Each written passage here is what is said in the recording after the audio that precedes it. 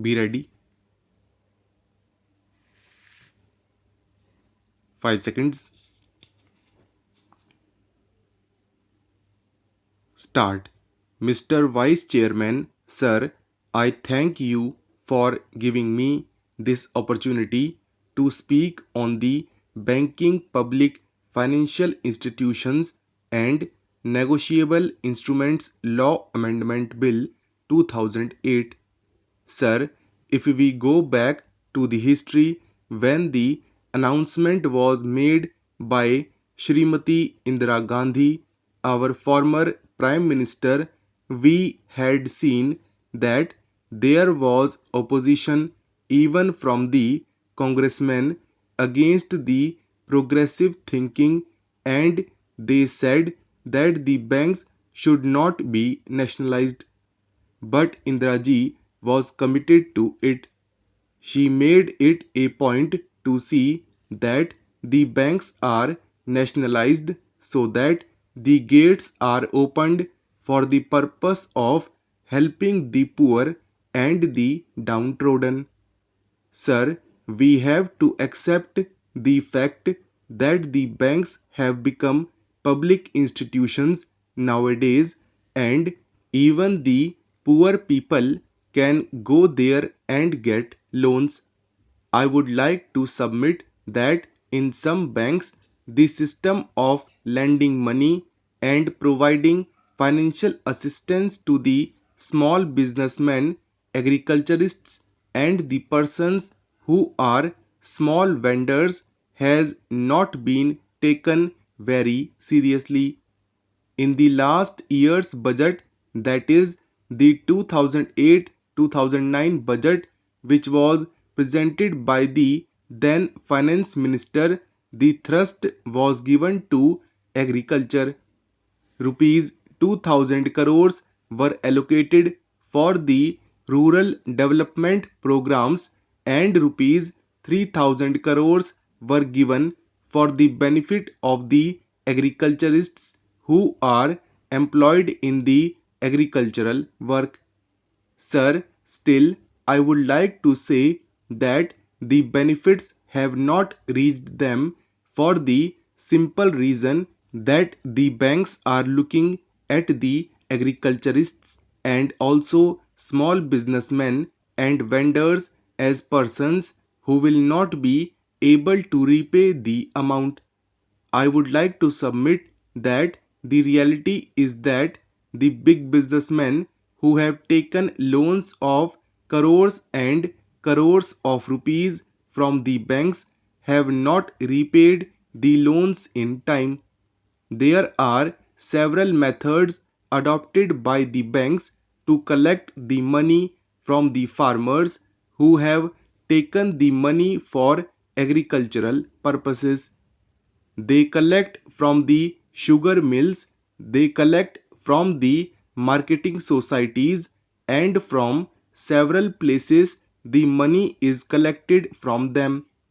But the banks are treating the agriculturists as unwanted elements. That tendency among the bank officials should go. Now, sir, they have started a system of bank finances to the agriculturists within a radius of about 20 kilometers, which will definitely benefit the agriculturists. Sir, the other important aspect is that in spite of the deposits mounting, there is a system of paying commission to the promoters in which a lot of bungling is going on. They are paying promoters commission to those persons who mobilize the deposits. When it is a government institution which is depositing the money, why should they pay promoters commission? To whom are they paying? This particular aspect of promoters commission should be removed because the finances are there to benefit the people. The officers are there in the banks to collect the deposits. Why should there be a middleman just like a promoter to get the commission from the bank. Sir, the other aspect is that they are introducing computers. Sir, it created a furor in the minds of the workers working in the banks. Some unions agree, some unions fail to agree. Some of the banks have introduced computers. Sir, the assurance which is given by the Finance Ministry that the employees will not be retrenched and that they will be accommodated elsewhere should be followed. They should also find out the avenues for employing those persons in some allied works. They are opening new branches. They can be accommodated in those new branches. Sir, even in the rural areas, as the Honorable Member has just mentioned, the opening of a branch is not a discrete thing. When one Indian bank opens a branch in a particular village, immediately the state bank goes there, the UCO bank goes there. They do not apply their mind, they do not find out what will be the total business there. They should see to its viability while opening a branch. That system is not being followed. I am talking about the southern region.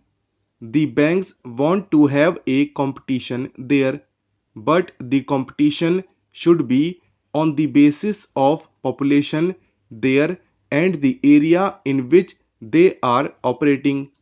But simply opening a branch without transacting any business will be a burden on the bank itself.